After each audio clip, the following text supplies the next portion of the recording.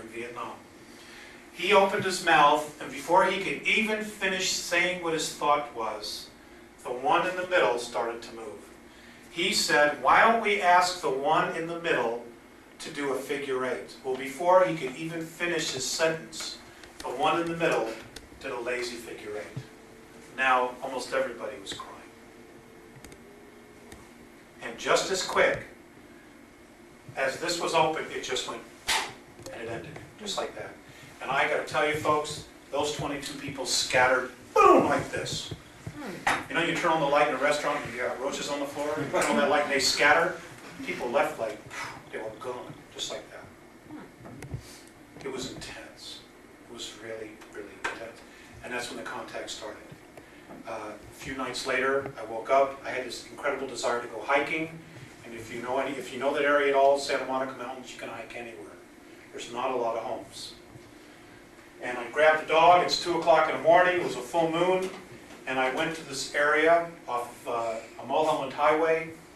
Walked on the trail, had my flashlight in case I needed it, my pack with water, and the dogs. And we come around this bend, and there's Visayas standing in the pathway. And that's when the contact started all over again. And they've been consistent since then. They've even been physical, either physical or telepathic. As far as physicals, I've had over 187 physical contacts. The last 2 months, I've had 4, and they've all been telepathic. Do you know if anybody else in that group has had contacts and so on? I don't know.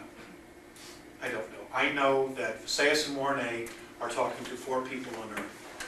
There's one in North America, which I assume is me. There's one in South America. There's one in Asia and one in Europe. And they're just one group that's contacting the Earth.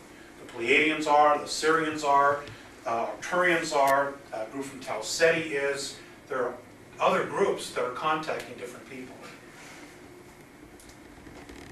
Yes, sir. You read a lot of articles about these aliens in the White House, you know. I mean, like the rag magazines? Yeah, the time, you know, you see all these people being pulled out of, you know, other contacts, other people are claiming that they've been going to space. I honestly don't believe that the White House, the President of the United States, has ever met an alien. A live alien. I think Richard Nixon, well, George Bush, obviously, because of his having been director of the CIA. But I think Richard Nixon was really, other than George Bush, the only real president that knew anything. I think Reagan knew a tiny bit. But you got to understand that most of that alien information is classified, my understanding is Q6 or above. The president is a Q5.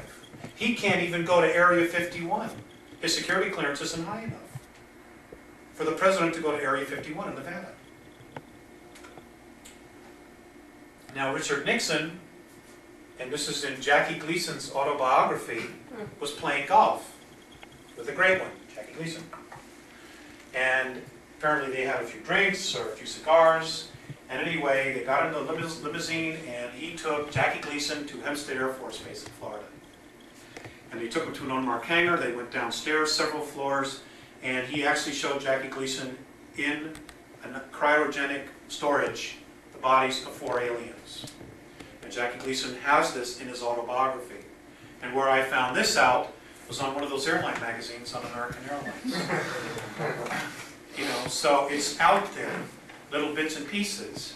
You know, they're trying to, one portion of the government is trying to tell people, just like this article here, you know, regarding Mars. You know, we're told for years that it's 95% carbon dioxide, tiny bit of oxygen, can't live there, very hostile, all this stuff. When here this article dated Thursday, March 23rd, 1985, it admits that in 1971 that they knew the atmosphere of Mars was rich in ozone. Ozone is O3, that's oxygen. Every spring we see the north and south polar caps of Mars melt. They admit it's water. But in the next breath they say, well, the temperature never gets more than 40 degrees below zero. Well, how does water melt at 40 degrees below zero? Impossible. So it obviously gets above freezing if they see it melt.